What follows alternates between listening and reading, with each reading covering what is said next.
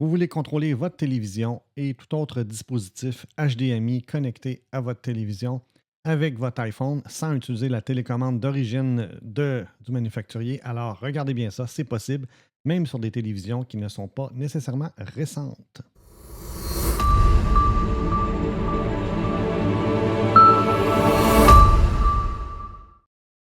Il est donc possible d'utiliser notre iPhone comme télécommande pour pouvoir changer les sources d'une télévision, pouvoir allumer ou fermer une télévision.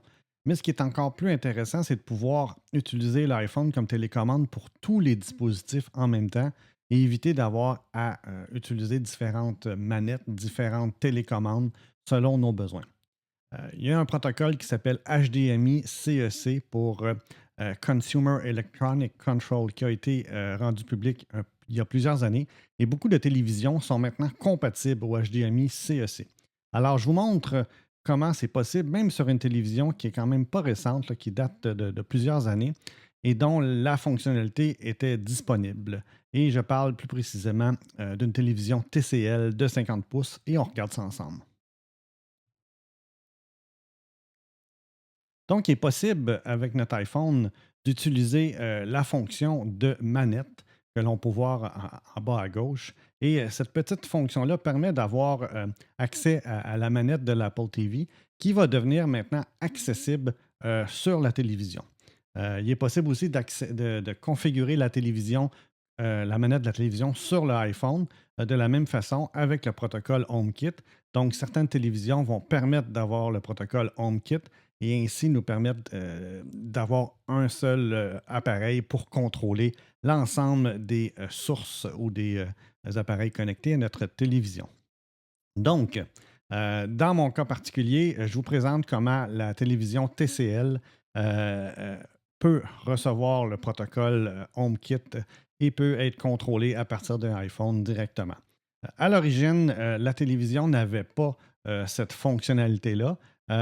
Il apparaît que durant les années subséquentes, TCL a décidé de rendre disponible via une mise à jour du micro-logiciel interne la fonction HomeKit et ainsi permettre à l'utilisateur d'activer la fonction sur sa télévision.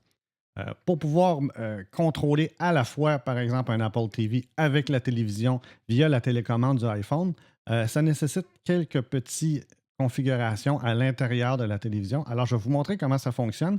Et il est possible que ça fonctionne sur d'autres télévisions. Donc, à voir avec les différents fabricants, les différentes marques, si ce que vous allez voir à l'écran peut être activé sur votre télévision en particulier.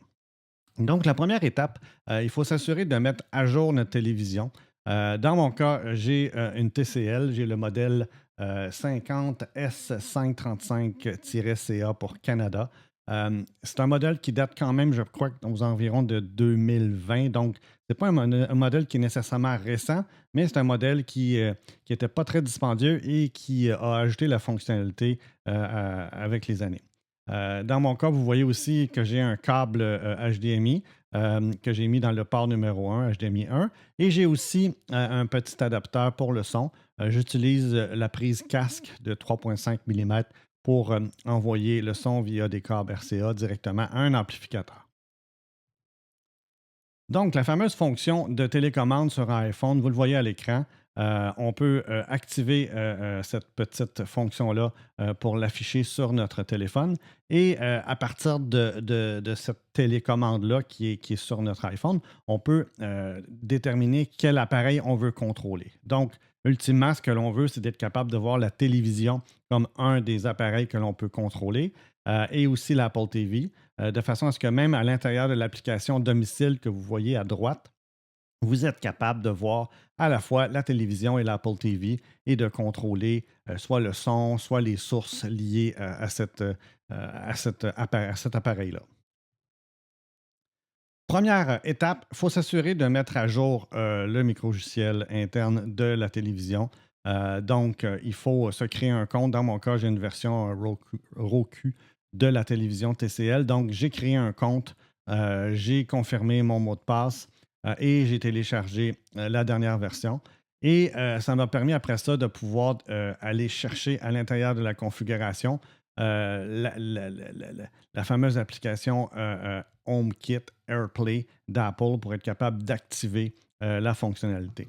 Donc, à l'intérieur des différents settings, ce que j'ai fait au départ, c'est que j'ai activé sur le port HDMI numéro 1 l'Apple TV. J'ai renommé ce port-là pour que ce soit clair à l'écran que HDMI 1, c'est l'Apple TV. Donc, c'est possible dans les paramètres d'aller dans les sources, renommer la source, choisir l'icône que l'on veut pour cette source-là et lui donner un nom. Donc, c'est ce que j'ai fait ici. Je l'ai appelé Apple TV au lieu de HDMI 1. Et par la suite, le mode HDMI, je me suis assuré qu'il était en mode automatique. Donc, d'être capable d'utiliser sur mon Apple TV ce port-là. Selon le type d'appareil que vous allez utiliser, peut-être qu'il faudra changer à standard ou vérifier la compatibilité. Mais dans mon cas, j'ai été avec le mode automatique. Par la suite, le menu Apple AirPlay et HomeKit est apparu dans mes paramètres une fois la mise à jour. Et j'ai pu aller activer cette fonctionnalité-là. Donc, en choisissant ce menu-là dans les paramètres, automatiquement, j'ai les réglages qui sont apparus à l'écran. En fait, ce que TCL a fait, c'est qu'ils ont rajouté comme une petite application qui est compatible à HomeKit et qui permet d'activer la fonctionnalité à l'intérieur de la télévision. Évidemment, la télévision était déjà branchée soit au réseau Wi-Fi, soit filaire pour être capable, un, de mettre à jour le micro-logiciel et deuxièmement, être capable d'utiliser la fonction AirPlay HomeKit. Donc, j'ai activé la fonction. J'ai gardé les paramètres de base en place. Si jamais vous voulez faire des ajustements, vous pourrez aller voir chacun des paramètres. Et je me suis assuré en bas complètement que HomeKit est bien activé sur l'application domicile.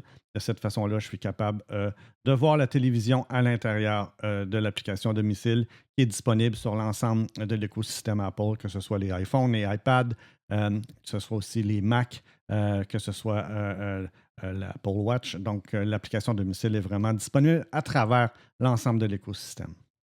Donc, une fois le tout complété, j'ai une confirmation que la télévision a bien et bien été activée avec HomeKit et AirPlay. Et il est possible aussi sur le téléphone directement d'aller changer le nom de la télévision. Dans mon cas, je l'ai appelé TV TCL Chalet. Donc, on est capable d'aller changer le nom dans les paramètres à l'intérieur de l'application à domicile. Donc, vous pouvez voir à l'écran que l'Apple TV est connecté sur mon réseau. La télévision vient d'apparaître dans l'application domicile et je peux, quand je sélectionne l'application domicile, la TV TCL Chalet, je peux voir directement les sources qui ont été activées. Dans mon cas, il y a seulement 2 sources que j'ai activées précédemment. Il y a la fenêtre normale là, d'introduction de la télévision qui apparaît lorsqu'on allume la télévision et l'Apple TV qui est l'HDMI 1, qui est le port que j'ai forcé d'être capable d'utiliser dès le départ. Et vous pouvez voir dans le troisième écran à droite qu'on est capable d'aller changer le nom de la télévision et on est capable de changer certains paramètres selon ce que l'on veut configurer avec l'application domicile. Deuxième étape, il faut maintenant contrôler les autres dispositifs, donc l'Apple TV à partir de la télévision et le port HDMI. Donc, ce que j'ai fait, je me suis assuré d'aller dans les paramètres système. Il y a un menu qui s'appelle Contrôler d'autres dispositifs CEC. Et en cliquant sur sur ce paramètre-là, on peut voir qu'on peut aller voir s'il y a des appareils qui ont été détectés. Dans mon cas, l'Apple TV a été détecté sur le port HDMI 1. Et vous devez activer, dans mon cas, là, la touche de lecture rapide. Je l'ai activée. Et la veille du système aussi, j'ai sélectionné ces 2 paramètres-là pour qu'ils soient activés avec la fonction CEC. Donc, quand on va voir directement quels sont les appareils qui ont été activés pour être sûr que tout est bien conforme, on voit bien que l'Apple TV sur le port HDMI 1 a été activé et on sait à partir de ce moment-là que c'est fonctionnel.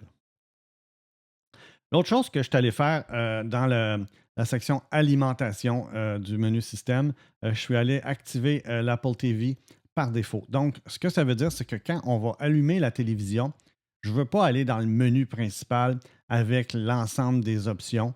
je veux vraiment juste aller directement sur l'Apple TV sans passer par le menu principal de façon à faciliter l'ouverture et la fermeture de la télévision et de l'Apple TV en même temps. Donc, je suis allé activer l'Apple TV au départ avec le LED en veille qui a été activé et le démarrage rapide de la TV qui a aussi été activé. Donc, vous pouvez voir maintenant que l'Apple TV a été activé par défaut. Donc, l'écran d'accueil n'apparaîtra pas lorsqu'on allumera la télévision. Ça aurait pu être aussi la dernière entrée que l'on aurait voulu voir par défaut. Donc, à vous de déterminer quelle source vous voulez avoir en premier lorsque vous allumez votre télévision. Donc, on peut voir ici que ça a été confirmé et que l'Apple TV est bien confirmé comme étant l'entrée principale lors de l'activation. Maintenant, qu'est-ce que ça fait? Bien, à partir de ce moment-là, vous avez votre téléphone, votre iPhone.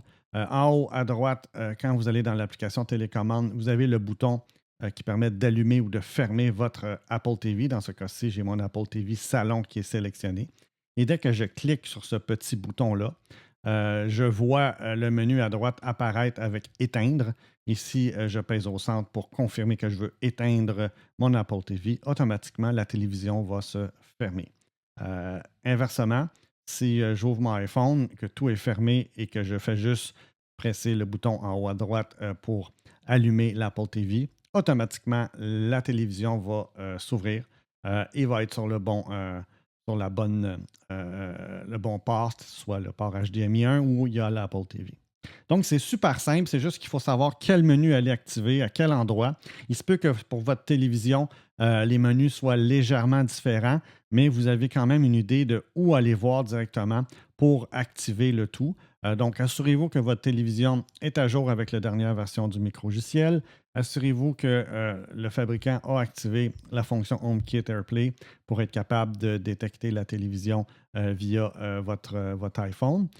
Ou tout autre appareil qui pourrait être compatible parce que, bon, ça, c'est l'écosystème Apple, mais c'est bon aussi, la même approche est bonne pour d'autres écosystèmes où vous avez cette fonction-là qui est disponible.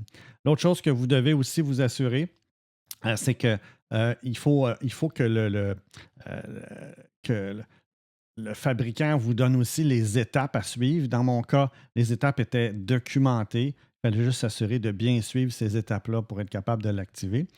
Et chez certains fabricants, l'activation de HomeKit ou l'activation d'AirPlay se fait à travers les menus de configuration de départ de la télévision. Donc, par exemple, j'ai une télévision Sony où les étapes sont beaucoup plus simples parce que dès le départ, il nous pose la question, est-ce que vous voulez que votre iPhone prenne en charge l'activation de la TV, soit une télécommande?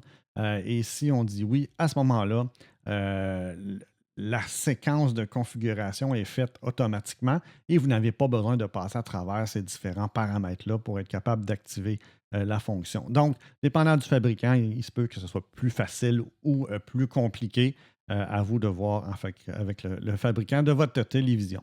Sur ce, si jamais vous avez des questions, n'hésitez pas à mettre des commentaires sur la chaîne YouTube. Ça va me faire plaisir de pouvoir peut-être vous guider ou vous orienter si c'est possible ou non avec votre modèle de télévision.